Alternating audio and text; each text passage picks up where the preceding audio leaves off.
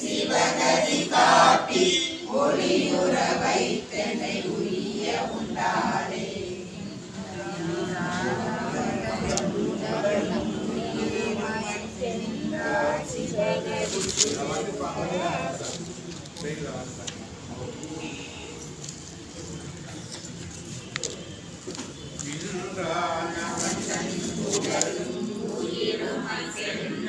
சிவகதி சேரும் பராசக்தி ஒன்றாக என்னுள் புகுந்துணர்வாகி என்றால் பரஞ்சுடர் ஏழங்கை யாரே.